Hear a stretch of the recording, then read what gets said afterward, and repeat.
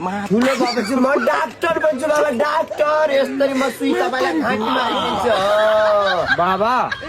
म पनि स्कुल जाने मलाई पनि सुताउन मन लाग्छ होइन छोरी तेरो दिमाग त ठिक ठाउँमा छ अब छोरी मान्छेको जात भनेको पढ्ने होइन कि मजाले काम गर्ने हो भोलि त आखिर तँलाई मैले पढाएँ अरे भोलि पढेर गएपछि के मेरो सारा लगन डुबेन फुरुक्क ल्याएर काम गर नाइ के बाबा मलाई पनि पढ्न इच्छा छ इच्छा लाग्छ अरे त्यस्तो पढ्ने नै इच्छा लागेको भए छोरा भएर जन्मिनु पर्ने नि छोरी भएर जन्मिने पढ्ने इच्छा लाग्यो छोरा त राम्रोसँग पढ्छ है हुन्छ बाबा नसुने बाबा नास्ता ब्यागमा राखिदिन्छु 20 रुपियाँको चाउचाउ राखिदिन्छु जम्मा 20 रुपियाँ मात्रै जाने के छोरा भोलि 40 रुपियाँ पाएँ बाई बाई ल अनि सुन छोरी 14 लागेर 15 कटिसकिस् भोलि तँलाई माग्न सुम्दीहरू पनि आउँदैछन् सुन्दी फेरि छोरी हिँडै हुन् कस्ती लाग्यो सुम्दी हजुरकी छोरी त मलाई एकदमै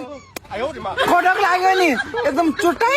लाग्यो बाबु छोरा तिमीलाई केटी कस्तो लाग्यो छोरी त कटकै हुन् नि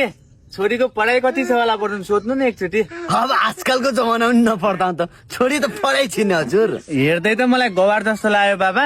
एकचोटि इङ्ग्लिसमा सोधिदिउँ क्या हो ल भन त वाट इज योर नेम मैले त भाडा अघि नै मारिसकेँ